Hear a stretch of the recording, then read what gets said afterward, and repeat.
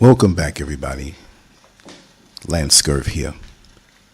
It's late at night.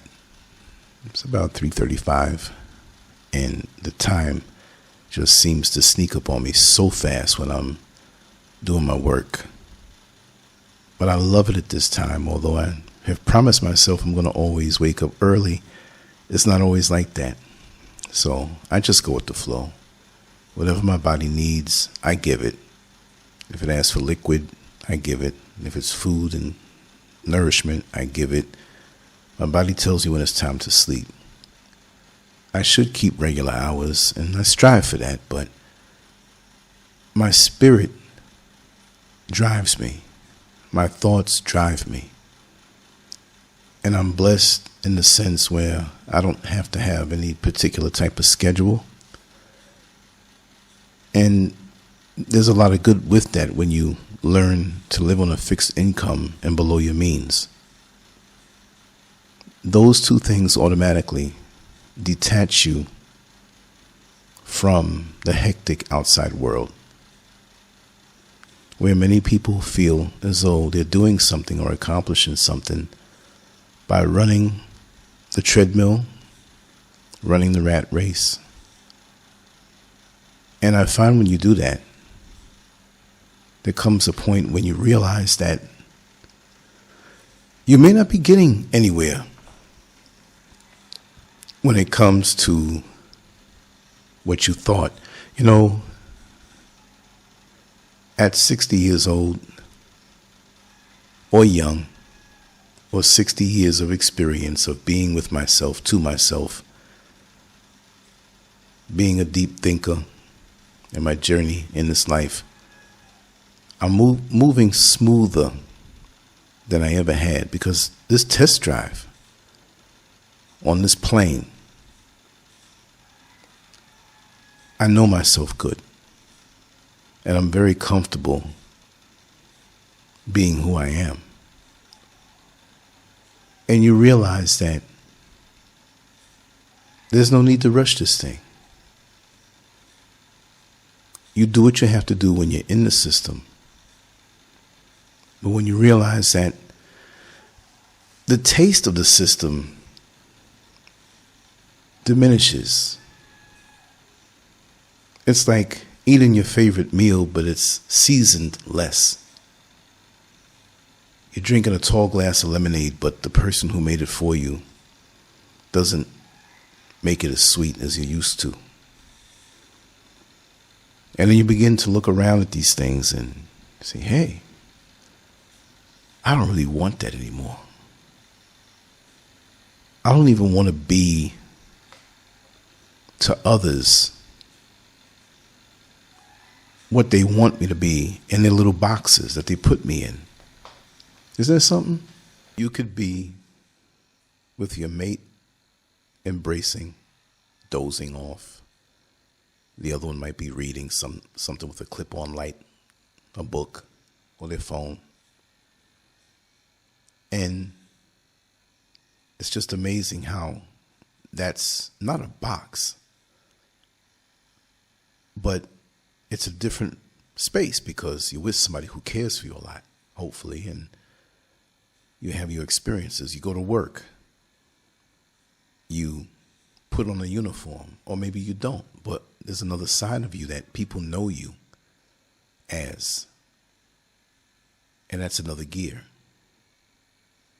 And then you might go to the gym. You may have a few people that you talk with, but they know you as that person in the gym. You go to your favorite restaurant, and the waitresses or waiters know your favorite meal. So they give you that acknowledgement, and you say, I'll take the regular. And while it doesn't happen that much anymore in banks, there used to be a time when you can go to a bank and they automatically know your first name.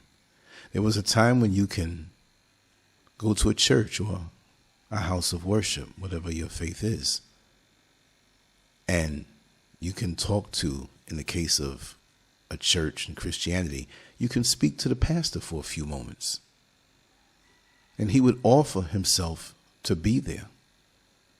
But we live in a day where pastors, depending on the size of the church, they have armed bodyguards, and you can't get near them. We're living in a world of disconnect. We're living in a world of fractured personalities because our worlds are not contained in a way where it's one free-flowing thing. You have work, you have church, you have home, you have your favorite restaurant. These are all separate worlds. And it's easy for us these days with technology and the way we move to have separate lives. And we don't know what's going on in anyone's head, what their thoughts are. We can swear up and down we know them, but we might know a slice of them. We may not know the other side that has to be at a job, how they relate with those people. Do they have the same personality? Do they talk the same? Do they vibrate the same?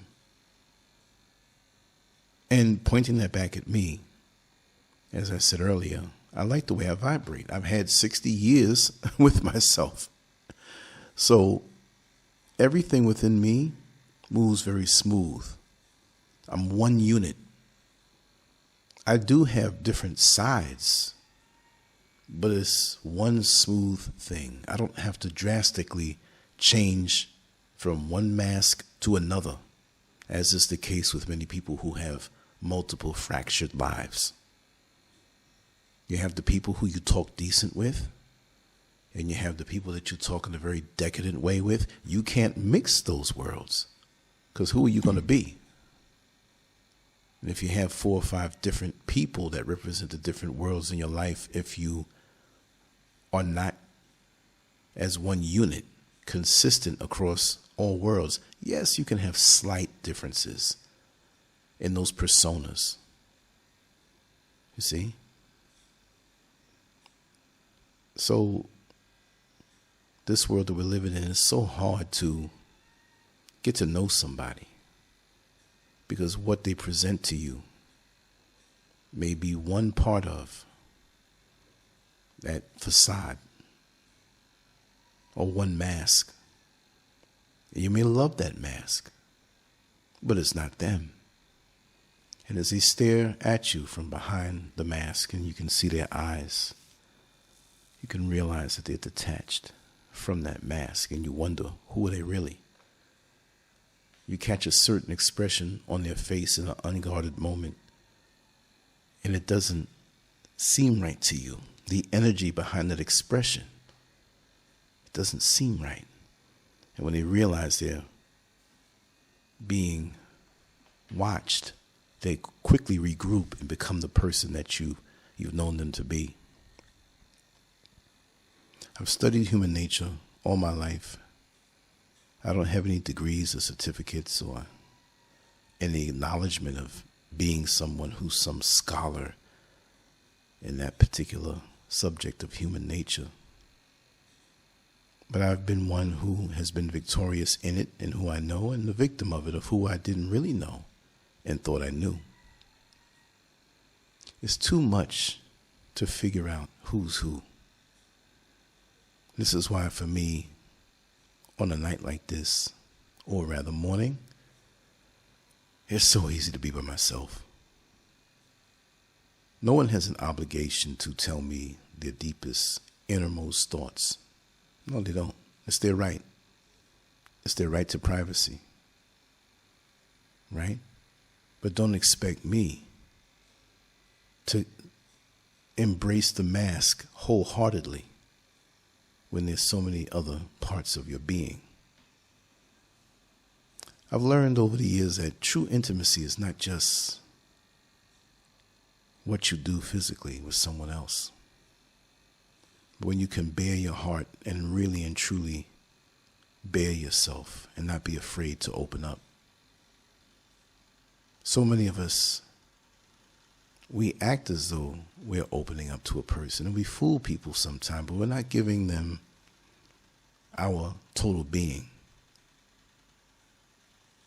You know it. They may not know it, but you're wasting their time. If you're not going to do it right, if you're not going to do it completely, don't lead anybody on. Even if it's a friendship, it's just friends. So for more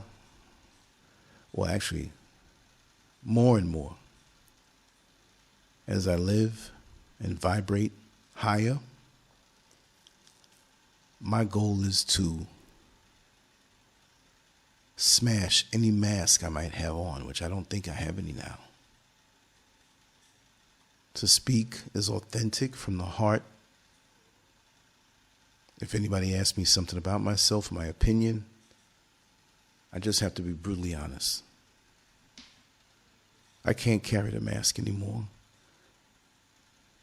My masks have been defensive, meaning that if I was in a situation where I can be hurt, I would defensively put up a front. Like a growling dog that doesn't think he can beat the bear that's coming at him, but he still bares his teeth. So right now, I generally totally detach until I can warm up to a person.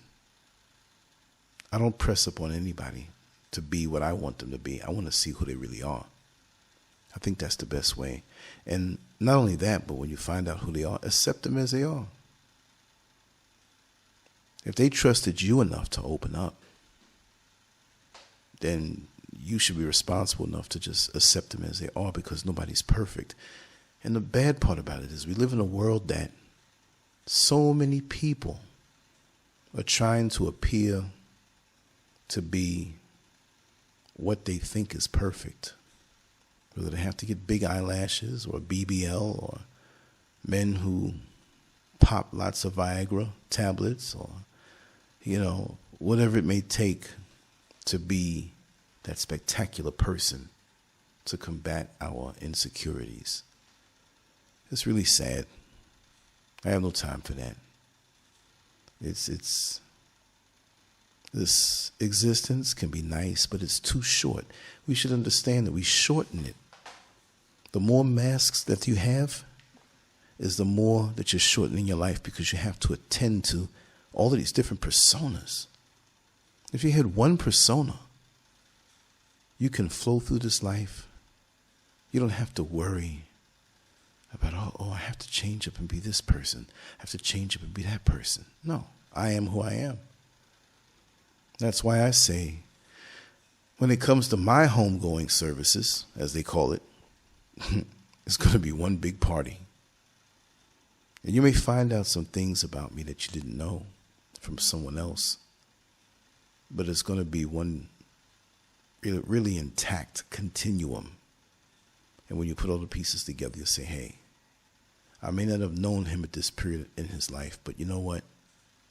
He really was authentic with us. I may not be there all the way as far as being super real. I think I'm at 88%, 89%. Let's just say 90%. And oftentimes, from what I observe in other people, it's that last 10% that's the hardest to get rid of.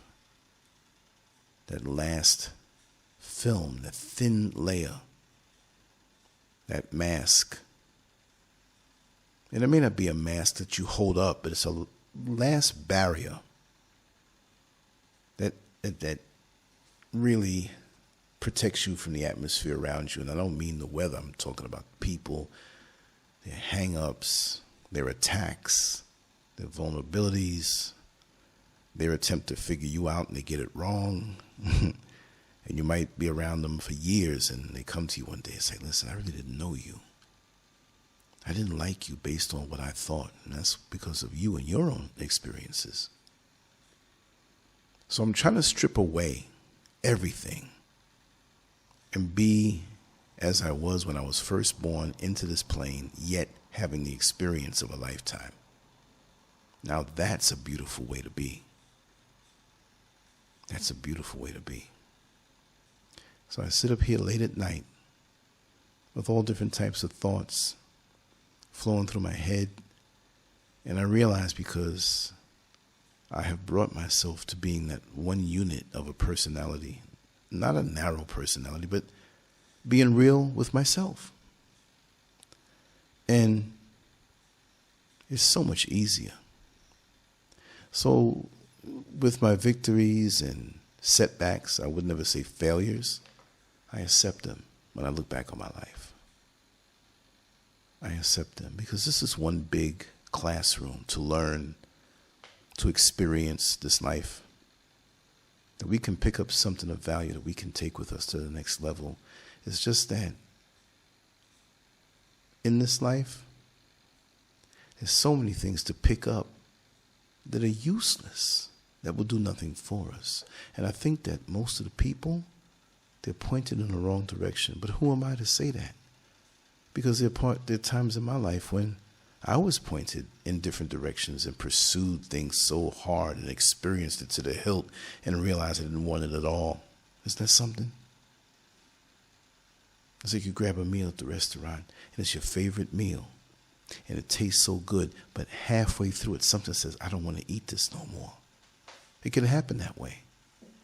And you have the right to do that. You have a right to go and pay the waitress, give a tip, and leave half that plate on the table. You see, too many times we try to be good people and follow through with what the right thing is to do, only to damage ourselves because the person that you're dealing with, whether it's friends or lovers, a spouse, they don't have that kind of allegiance or that mindset, and they don't mind hurting you when it's their time to move on. So you have to look out for yourself. You can't hesitate to go into protective mode. Like in the boxing matches, if you watch them, they always say, the referee, he says, after he gives the instructions, he says, protect yourself at all times. And vulnerability is a wonderful thing, to be vulnerable with each other. But when you see that you're being used or it's a scam with your energy and you're sitting here authentic and they're not,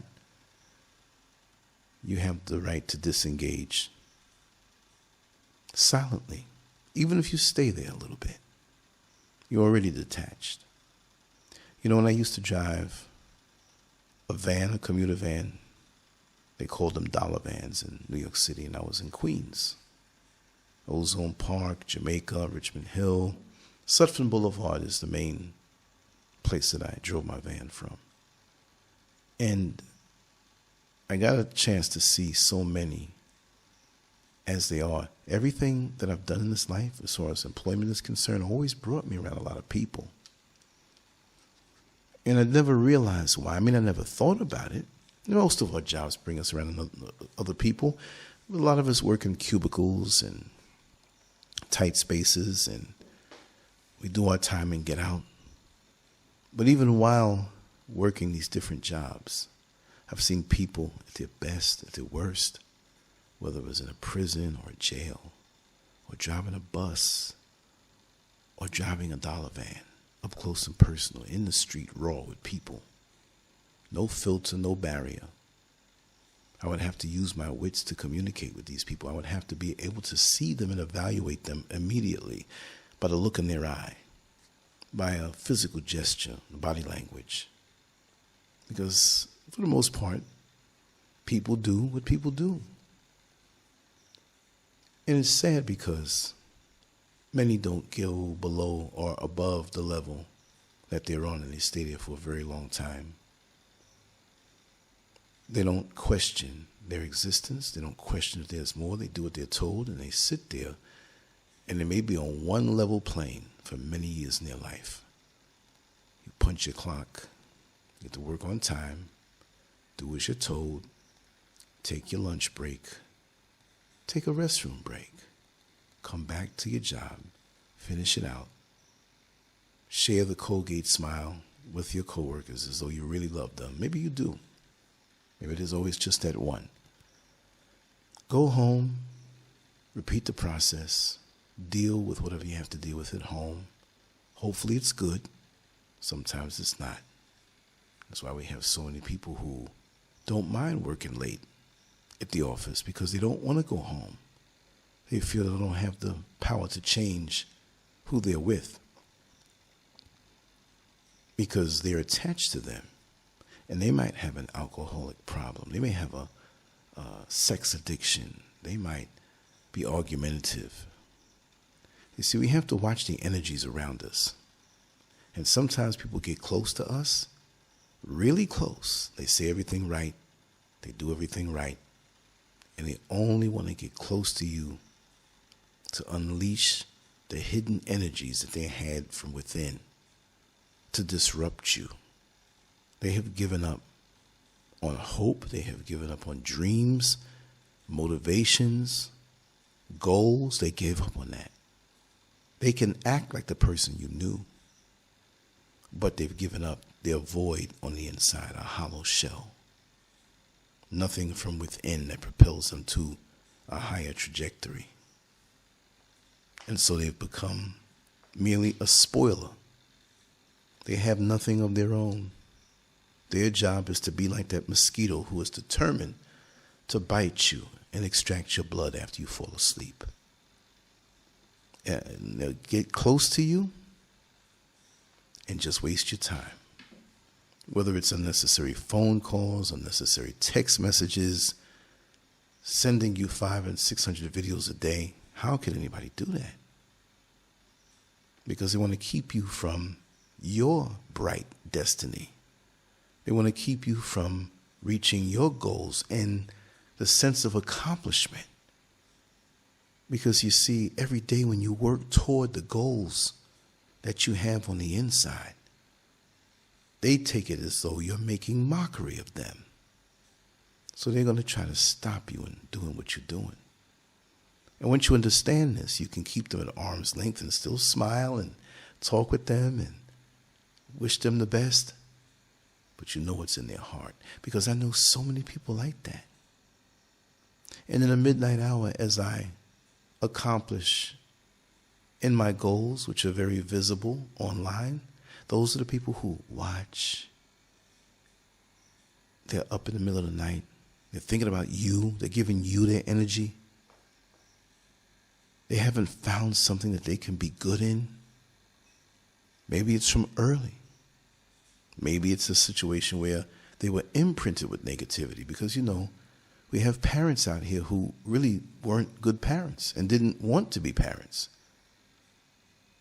And so when you saw others who had families that supported them and you go to support or get support from your mother or your father or whoever your caregiver was, and they reject you and they tell you that they're not going to do anything to better you because you're not going to end up being anything. You see, we have a lot of people out here who are hurting because of that. And it bounces around in their head just as fresh as the day it happened. It could be 30 years. It could be 40 years. Don't you know you have some people that are in their 60s that are fighting past experiences that have made them to be broken. And so this is why I'm trying to, with myself, and I've been doing it for a long time, break down and dissect every little thing that in my life bothered me. But I didn't have to wait because I had parents I can talk to, friends I can talk to, people who really cared about me. And I know the difference. So I don't need validation from new people around me. I have been honed, sharpened, worked out like a tight spring, like when you see a fighter whose physique lets you know that he put himself through torture, but he's ready for the fight. And I've been through so much to learn about human nature. I have been literally, not physically, but literally on an emotional level, punched in the face so square, so hard. People who see you and they want to destroy you. And that's all they want to do. And I'm not saying everybody. No, I would never say that. Never, never, never, never. That would be wrong because there are lots of good people out here. But the bottom line, you don't know who's wearing a mask and who's not. Most people don't even know that they're wearing a mask. Most people are playing pretend. You see them as being so strong and so driven. But there might be a very scared little boy or little girl deep inside. And sometimes you'll never know. Sometimes you will find out. But the bottom line is that it's nothing you should have to worry about. That's the bottom line. You shouldn't have to worry about that at all. But that's the way it is. You see, when you go to school, and you know most of the time schools are places where propaganda is dropped and indoctrination. But let's say in a perfect world, this thing called school, right? If you don't do your homework, see, it's up to you to do your homework. It's up to you to complete your lessons. It's up to you to take charge with what you do in that classroom. And it doesn't end in the classroom. But you can tell by the habits of those young students in the classroom that, or what they're going to become in this life. Maybe you're wrong sometime. Maybe it's a circumstance or just a phase they're going through, but it may not be. There are those who will say and laugh, you know, you're in prison now, but you know, I always knew you were going to end up that way. There's some who you swear up and down they're going to be criminals. And they can be the best individuals. And you have to say to yourself, wow. So it shows that people can change. But most don't. They hold on to the framework of who they feel they are. And they refuse to look beyond their narrow life. And I say narrow not in a condescending way, but this world is big. And many people feel more comfortable staying in their own little world without growing. And this is why many will attempt to keep you in that narrow existence so they feel more comfortable. So they will do little things to sabotage you, to keep you from flying. Like a bird is supposed to fly, they will keep a wing or both wings broken, or they will try to convince you that you can't fly. I see a lot of that going on in this world, and this is why I try to motivate people. But again, like I said, I've never been more free than I am. I don't have to fight your revolution. I have my own within and things that I see and deem important.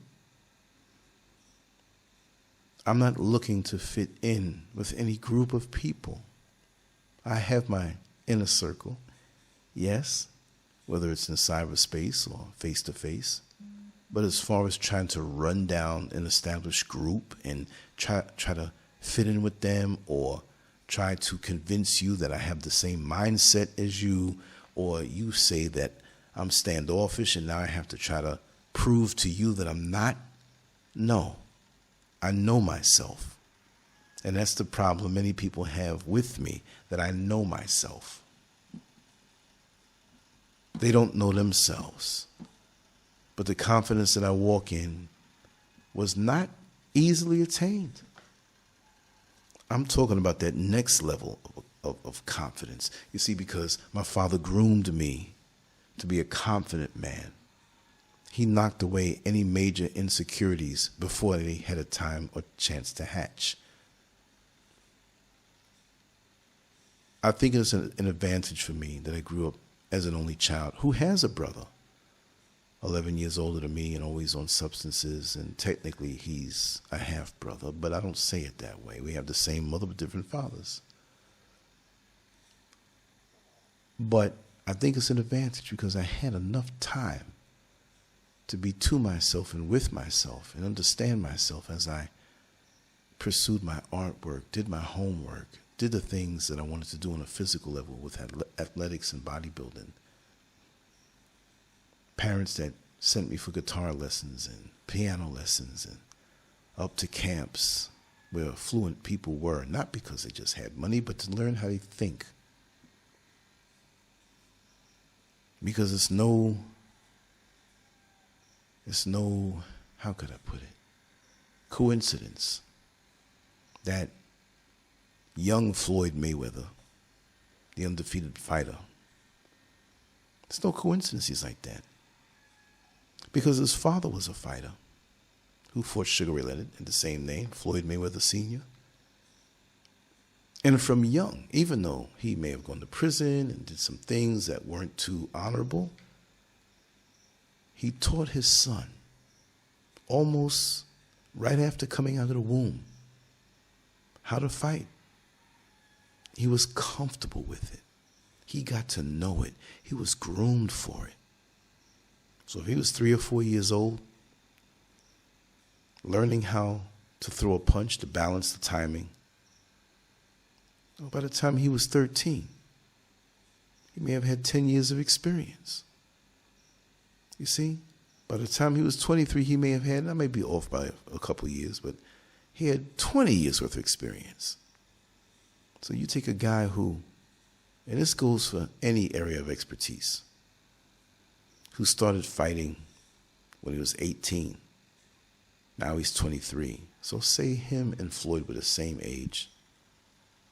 Floyd has 20 years, the other opponent has 5. Big difference, but you can't tell on face value alone. So when you deal with people in a rude manner, when you gossip on them, thinking that it won't come back, that person may have the ability to look into you deeper than you thought. And if you're a shallow person, it's not too hard to see your total being. If you're a deep person, trying to be read by a shallow person, they can't go too deep because they're shallow. And there's more to you than meets the eye as far as, what they see. So these are the things that I think about in my solitude when I'm doing my work peacefully. And those are the things that really help me to go deeper when I'm observing human nature and people watching. And that's what makes it easy for me to really get along or understand that I won't get along with this person. We could be cordial, but I know down the line there'll be problems, so I slowly back away. So that's why for me things are smooth, because I choose. I don't have to, under any social obligation, show up to every event or be grouped into any group that you want me to be grouped in. No, I do what I want. I might be living in Turkey next year. I might be living in China next year. I'm not saying I want to go to those places. I might be living in Singapore this year or next year. Just because I'm here in Ghana doesn't mean I have to take up the mantle of, while people struggle with the mask that they wear, that will prevent me from knowing them. Right? Anywhere I go, I am me. I present to you me. I'm going to show you a transparent person that every year that goes by, I'm going to be more and more transparent and at ease with myself, because for 60 years, again, I've had myself to myself. But I understand human nature, and I understand that I'm not going to deal with every single person that comes to me with a smile. I might see past that smile. You might be a nice person. But all of these years learning, I can see beyond what you present to me. And sometimes it doesn't take much for me to really embrace you and love you, because I can see your spirit. That might make me appear to be eccentric to others, but that's okay, and I don't care. I just like this smooth ride that I'm taking at this point in my life. You see, because I've seen many people get to this junction point of 60 years old, and they're miserable. They're worse off at 60 than they were at 50 and 40. They're worse off every year that goes by. The toxicity levels continue to rise when their conversation is only about things that happened 20 and 30 years ago, and the body language, and I don't mean good things, I don't mean accomplishments, I don't mean goals that you've reached, but mumbling.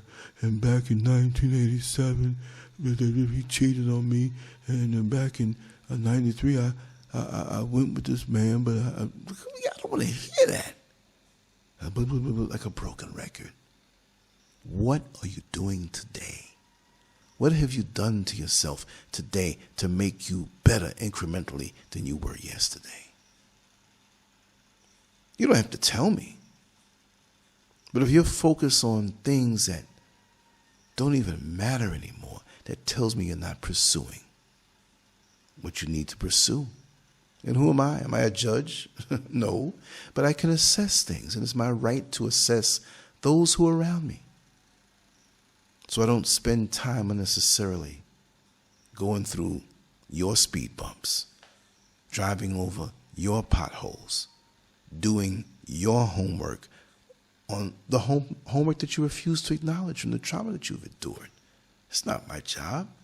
If I'm your friend, I'll help you go along with it or get along with it to heal, hold your hand, yeah. But don't dump it on me by the bad treatment you give me and I have to take it because of your trauma. No. See ya. You know what I mean? You sit there with that. You see, what was the scripture? What was it, Elijah? Was it? I'm not sure. I'm bad on that. When he took one step toward God and he took 2 steps toward him. Please correct me if I'm jacking this up, right? But that's the way I am with people. If you have an issue and I deem you someone that I care for, I'll work hard to help you. But don't come into my life to just dump stuff on me because you think I'm strong. I'm not cleaning up your garbage. We all have things we have to conquer, within and without. So, at the end of the day, when our time here is up, will you be ready to transition? Because it's coming. Will you bring that shitty attitude that you have to whatever it is that happens when we close our eyes? Will you hold on to that? And if you do, will you be allowed to graduate from this level? I don't know. I just know that I have the present and I have to do the best that I can on this level, on this day, at this moment. That is not your fight. Just the same way what you do is not my fight. But I can help you along if we're walking down the road together in this life. But if I see one bit of toxicity come my way, you'll be wondering where I am, because it won't be around you. We have the right to pursue our lives, clean up our lives, understand this life, and allow who we want to allow to come into my life. It doesn't mean you can just barge on in. I mean, if we're at the supermarket checkout line, then, you say something, I'm stuck there with you for a little while, but if we're not kindred spirits, moving along the same path, maybe not the same destination, your road might take you left and mine might take you right, but I can rock with you if you're pursuing the goal of reaching a destination while your road takes me physically or takes you physically far away from me. We could still be walking the same path on a spiritual level. I just wanted to say that. It's a ramble, it's a rant, it's late, but I'm feeling it and I love it. I just want to say to you all that I love you all. And I'm going to do more like this. I like the way this feels. Just quiet, focused, and letting the thoughts flow. Hopefully you can have enough peace of mind and a peaceful life when you can also have that experience of getting into yourself to extract what's not good and to open the door to allow the good to come in you. That's the only way to do it. Denial is not going to improve yourself as a person. Running hard away from those issues and getting mad at those who want to help you, but you don't want to acknowledge this thing that you've been walking with for years, and the one who wants to help you becomes the enemy, well, you sit there with it. I don't have time. I'm on a whole different plane. And I can tell you, when you clean house internally, and not pretend to the world that you have it all together, but really clean house, it is the sweetest feeling in the world. And whatever your little heart desires to achieve in this world, you don't have those internal speed bumps, those thoughts at night of who you did wrong. You don't have any of that. You dealt with it. And anything you put your hand on will always turn to gold. LanceScurv out. Leave your comments. Excuse the scratchy voice. As you well know, I talk a lot. Not because I just talk a lot. It's because I have a whole lot to say because of my experiences. Let me hear from you. LanceScurv out. On to the next one. Peace.